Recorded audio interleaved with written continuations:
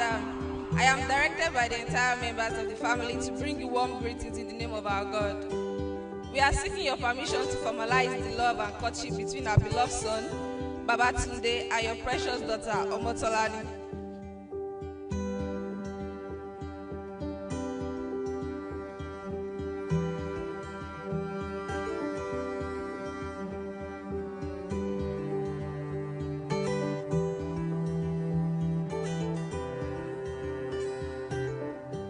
She has demonstrated the qualities of a good ambassador. From a godly home, she combined brain, beauty, and humility that are rare and captivating. We pray to God to bless the union of the two families.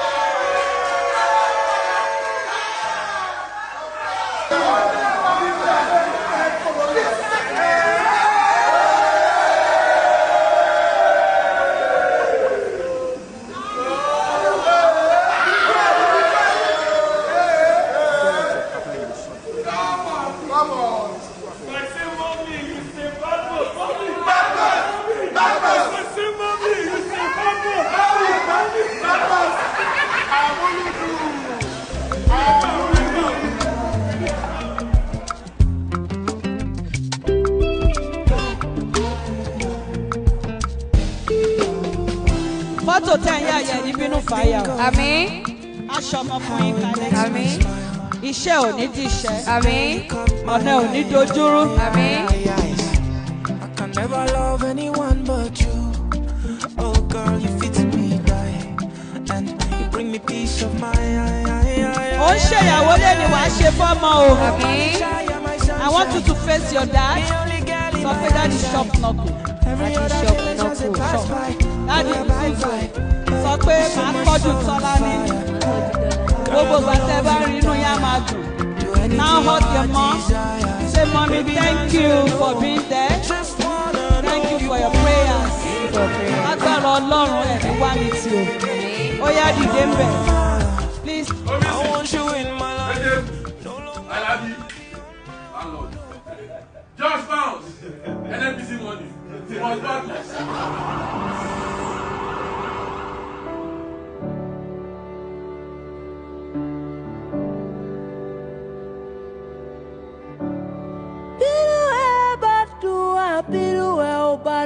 Ẹ gbàdúrà fún ẹni Tọ́lání. Ilé ọkọ ẹ̀ á sàn ẹ̀ sówó. Àmín. Á sàn ẹ̀ sọ́mọ. Àmín. Á sàn ẹ̀ sáì kú baálé ọ̀rọ̀. Àmín. Mọ́mí àṣẹ kan wà lẹ́nu yín, àṣẹ ìbí là ń pè é.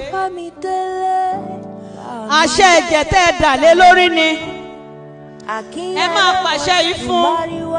Mọ́mí ẹ̀ súnmọ́ ọmọ yín. Inú tẹ́ ẹ fi gbé ẹjọ́ máa kanú ẹ̀. Ẹ sọ pé Tọ́lání inú ìlú gbé ẹ tiẹ̀ náà á gbé ọmọ. Àmín. O ò pa mí, ọmọ ò ní pa ẹ́. Àmín. Mi ò yàgàn nílé bàbá ẹ̀, ò ní yàgàn nílé ọkọ. Àmín. Ẹni kò ní padà wálé wá di ilé moṣú. Àmín. Ọkọ ò ní kú mọ́ lórí. Àmín. Kò ní tilé ọkùnrin kan bọ́ sí mi. Àmín. Àárín òun àtọkọ ò ní dàrú. Àmín.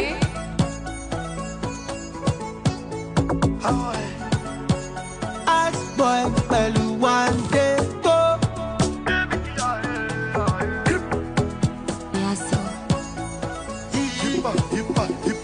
Ten seconds I do pass. Waiting be your compass. Fly you around the world. Maldives, Santorini. Why you find Versace? I love you, you're my G. Even if now I'm granted, I go still love you, my one day. Follow bomba to bomba.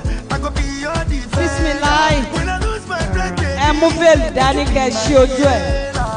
Ẹ mú veil dání kẹ́ ṣí ojú ẹ̀. when I'm with you, I Dádì, mọ́mì ẹ ṣí ojú ẹ̀. be my only Mọ́mì love. yálà. When I'm with you, I'm alive. Me, I don't mind like Babu, but you still love me like this, oh. Even if not taboo, because you won't be my boo. Oh, my Cinderella, Jojo Maro, I be your umbrella, Hippa, hippa, hippa, hee. Yes.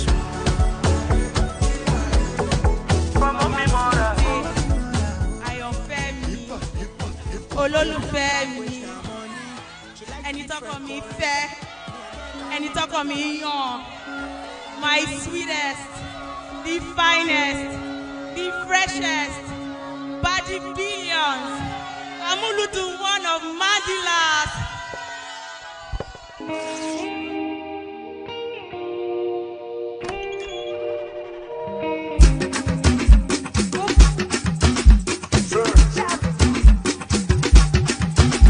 One things to one more, one car to one, Kashakujo, Banana, Alhamdulillah, only for that.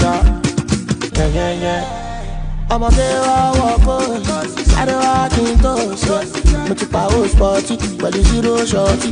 What you want, I'm on two, when you call a Mura Kiriwa, they give him the leve. Twerk your body, twerk your body.